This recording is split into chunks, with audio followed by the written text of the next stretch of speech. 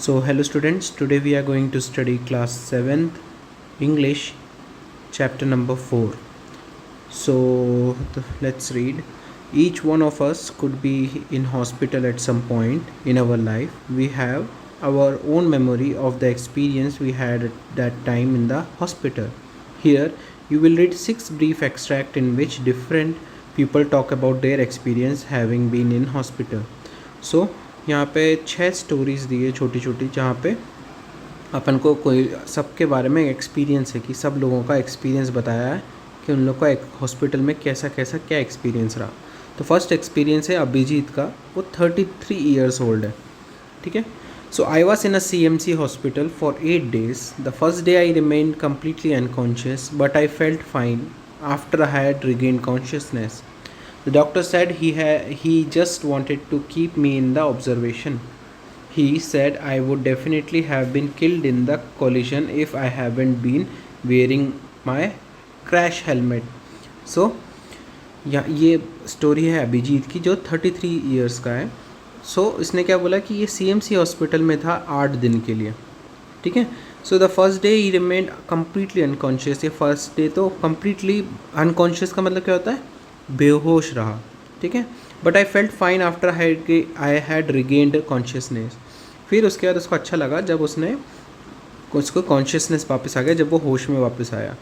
So the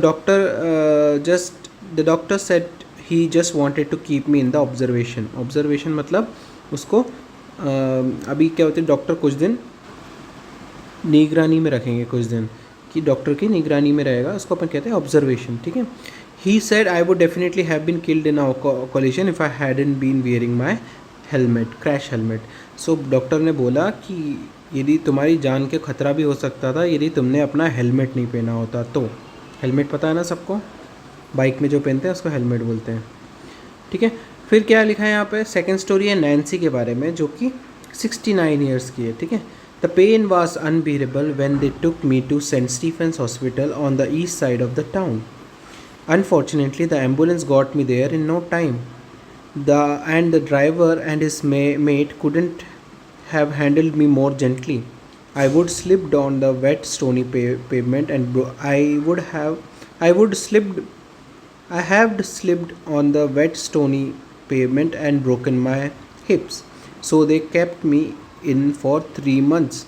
So ये story Nancy की है जो 69 ईयर्स की है. सो ये बता रही कि इसका बड़ा दर्द बहुत ज़्यादा था जब ये सेंट स्टीफन हॉस्पिटल गई थी जो कि east side of the town में है. ठीक है. तो ये बोलती है fortunately the ambulance got there on time. Ambulance time पे आ गई. गॉट देयर ऑन टाइम मतलब टाइम पे आ गई ambulance. And the driver and the mate couldn't have handle me more gently. So driver और जो वहाँ पे ड्राइवर के साथ जो हेल्प करने वाला होता है उन दोनों ने मेरा बहुत अच्छे से ख्याल रखा. हुआ क्या था नैन्सी को? तो I had slipped on a wet stone pavement. तो वो अपने सामने जो पेवमेंट होती है, जो रास्ता होता है, उसमें स्लिप हो गई थी क्योंकि वो गीला था बरसात में, और उनका हिप की हड्डी ब्रोक हो गई है. ठीक है. Broken my हिप्स. So they kept me for 3 months. सो इसकी वजह से उनको 3 month तक एडमिट रखा था. फिर अगली स्टोरी फिर आगे क्या लिखा है? ये इसी की सेम स्टोरी है. When you are my age, the body takes longer to heal itself. The nurses were great. Nothing was too much terrible for them. The physiotherapist made me do a lot of exercise despite the pain it caused me. However, I soon felt the result and I have now recovered. I am still doing daily exercise. So बोलती है कि जितनी ज़्यादा as होती जाती है उतने ज़्यादा टाइम लगता है अपने घावों को भरने में या अपने परेशानियों को कम होने में. तो बोलती हैं उनके यहाँ की नर्सेस थी, उनने बहुत अच्छा ख्याल रखा उनका, और उनको ज़्यादा उनने परेशानी भी नहीं दी. जो फिजियोथेरेपिस्ट होते हैं जो कि अपने हाथ पैर की क्या बोलते हैं एक्सरसाइज कराते हैं हॉस्पिटल में, और कोई भी ज़रूरत हो तो उसके रिलेटेड अपन को एक्सरसाइज देते हैं. कोई भी जिस जगह पे अपनी चोट हो उसको अपन कहते हैं फिजियोथेरेपिस्ट. ठीक है.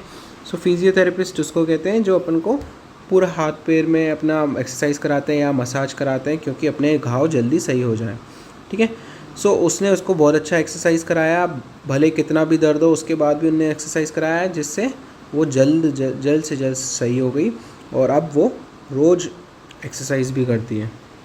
ठीक है. नेक्स्ट स्टोरी है डॉली की, जो कि 13 ईयर ओल्ड है, ठीक है। So I was in 3 days to have my appendix remove. It had been given me very bad pain and the surgeon told me that the appendix doesn't do anything useful in our body. On my first day, I wasn't allowed to eat anything but ice cream. Great.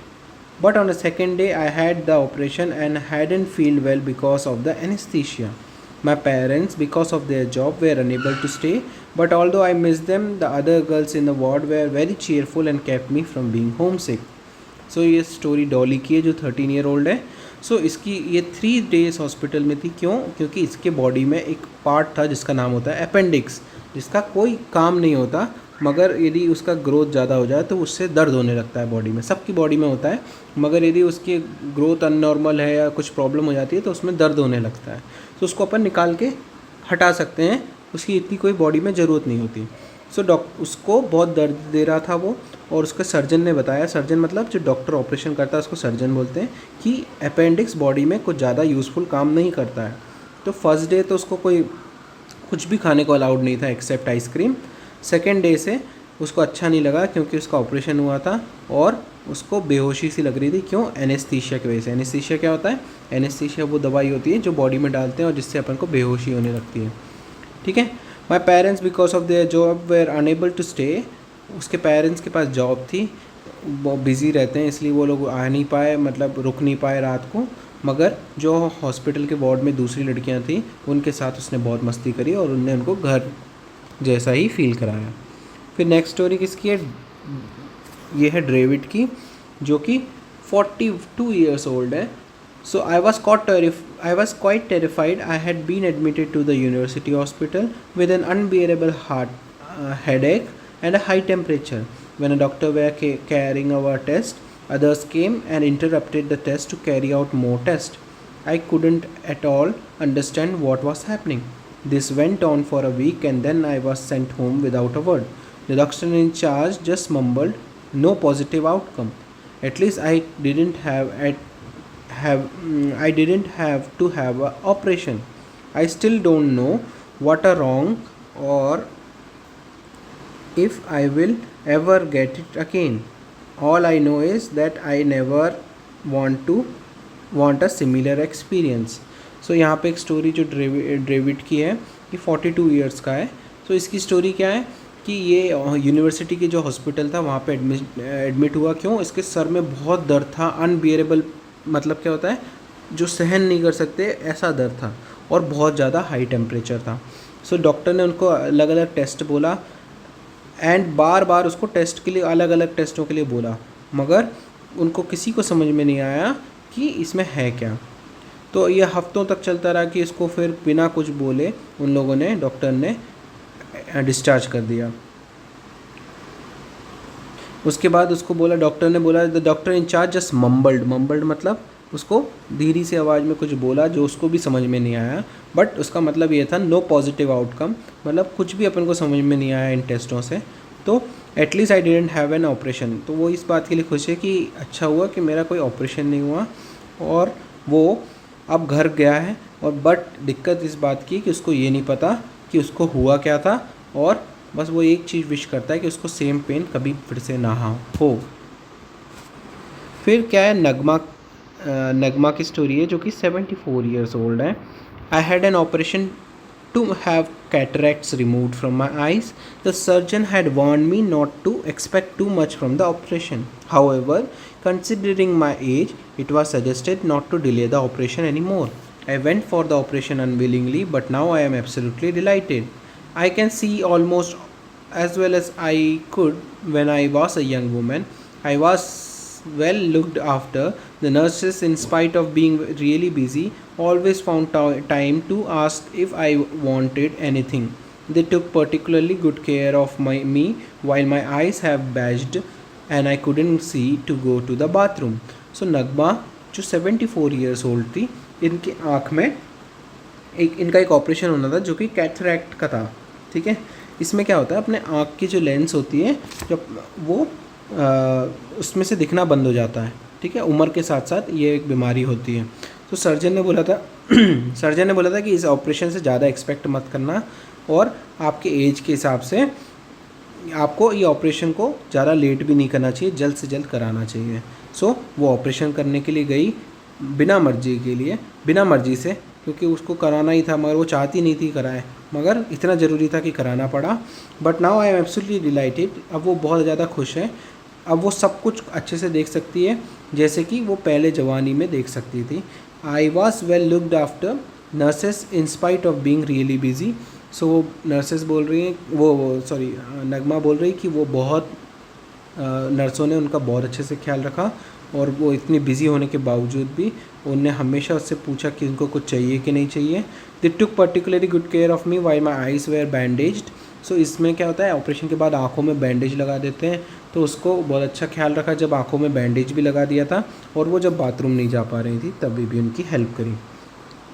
सो अब है story Hamid की, जो 56 year old है। When I woke up it came to me as a great surprise, the nurses told me I have been found frozen on the park bench where I have been sleeping in the open. They said that the frosty weather might well have resulted in my death. All the doctors could do was give me a checkup and discharge me. But before I left, they put me in touch with a local social worker.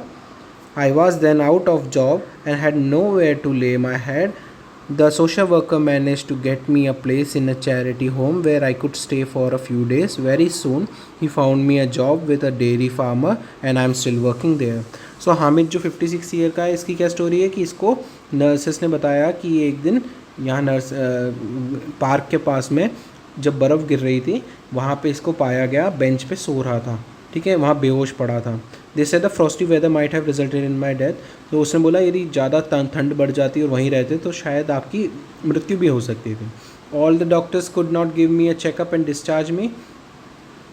तो doctor ने क्या किया, सब लोगों ने थोड़ा checkup करा, उसको डिस्चार्ज कर दिया। But before I left they put me in touch, और उसको जब वो वहाँ से निकला उसको है ना एक सोशल वर्करों से उसको मिलवाया, उसको सोशल वर्कर से भी मिलवाया, और उसके पास उस टाइम जॉब भी नहीं थी, तो इसने उसको जॉब भी दिलवाई सोशल वर्करों ने, और उसको अपने साथ रखा। और कुछ दिन बाद सोशल वर्करों ने उसको एक डेयरी फार्मर मतलब एक फार्म में नौकरी दिलवा दी, और आज भी वो वहाँ पे काम कर रहा है। सो ये जो स्टोरीज़ थी, ये सब एक एक एक्सपीरियंस था सबके लाइफ में कैसा होता है हॉस्पिटल लाइफ। सो आप लोग इससे रिलेटेड कोई भी डाउट हो तो ग्रुप पे पूछ सकते हैं। आप लोग खुद भी रीड करें और फुटनोट्स को एक बार खुद से रीड करके याद करें। Thank you.